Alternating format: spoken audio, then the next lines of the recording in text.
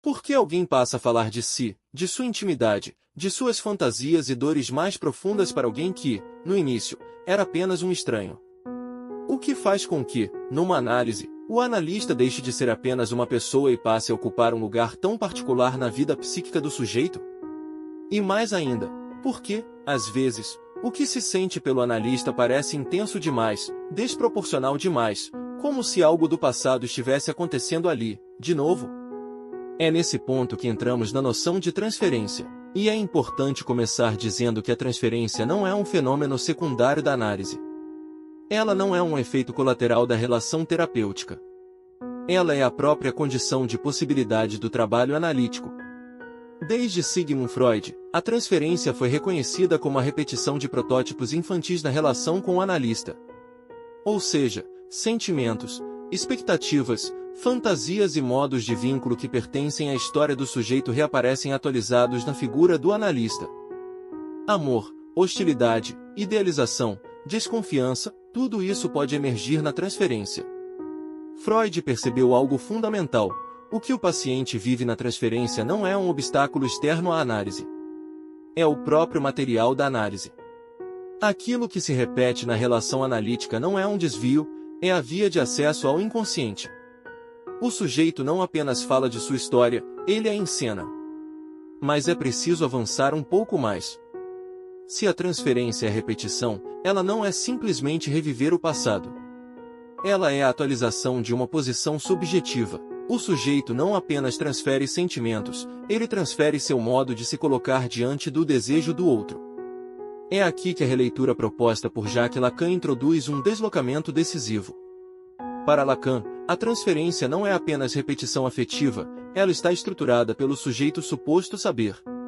Isso significa que o analisante supõe que o analista sabe algo sobre seu sofrimento. E é essa suposição que sustenta a fala. O sujeito fala porque acredita que ali há alguém que pode decifrar algo do seu sintoma. Essa suposição não é um erro a ser corrigido, é um motor do trabalho analítico. Sem transferência, não há análise. Sem essa aposta de que há um saber em jogo, o discurso não se sustenta. Mas aqui aparece uma tensão importante. Se a interpretação depende da transferência para operar, como vimos anteriormente, ela também pode ser capturada por ela. Uma interpretação pode produzir efeito porque toca o inconsciente, mas também pode produzir efeito apenas porque vem daquela figura investida de saber. É por isso que o manejo da transferência é central. Na prática clínica, isso significa que o analista não deve ocupar o lugar de mestre, nem confirmar a idealização, nem responder à demanda de amor ou reconhecimento como se estivesse fora da cena. Ele precisa sustentar uma posição que permita que a transferência se desdobre sem se cristalizar. Uma confusão bastante comum é pensar a transferência apenas como apego emocional ou dependência. Embora esses fenômenos possam aparecer, a transferência é estrutural. Ela está presente desde o início, mesmo quando não é evidente. O simples fato de alguém dirigir sua fala a outro já implica uma suposição de saber, uma expectativa, uma cena transferencial. Podemos pensar, por exemplo, em um paciente que constantemente testa o analista, questiona sua competência, coloca em dúvida suas intervenções. À primeira vista, isso poderia ser lido como resistência ou desconfiança pessoal. Mas, do ponto de vista da transferência, trata-se de algo mais estrutural. Talvez esteja em jogo a repetição de uma posição diante de figuras de autoridade, ou a necessidade de desafiar o lugar do outro para sustentar sua própria consistência.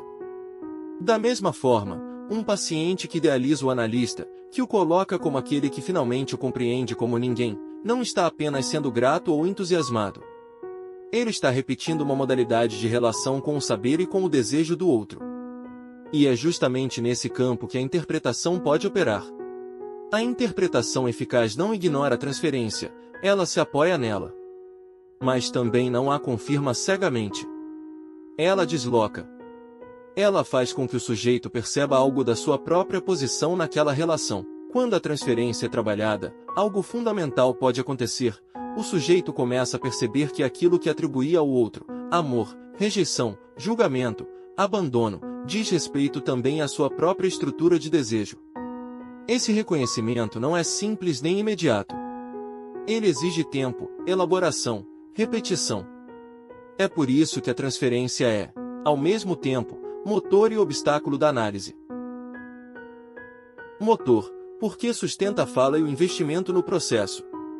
Obstáculo, porque pode cristalizar o sujeito numa posição fixa, se não for trabalhada.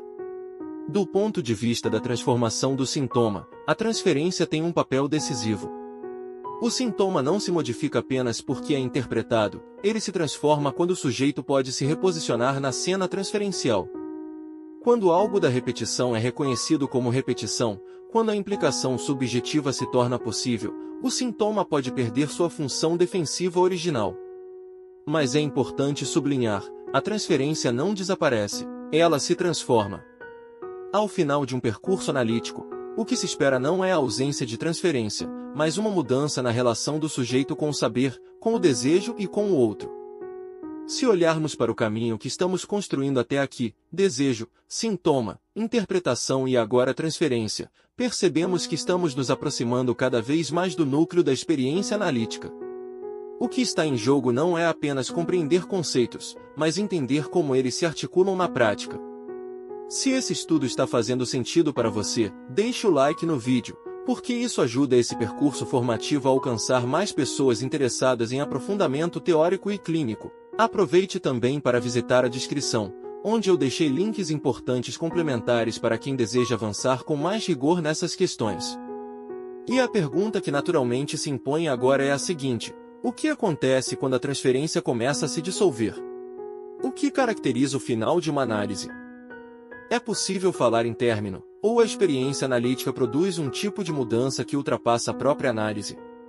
É justamente nessa direção que continuaremos nosso percurso, avançando para a questão do fim de análise e da construção da posição subjetiva após o trabalho analítico. Obrigado por acompanhar até aqui, e a gente se encontra no próximo vídeo. Até lá!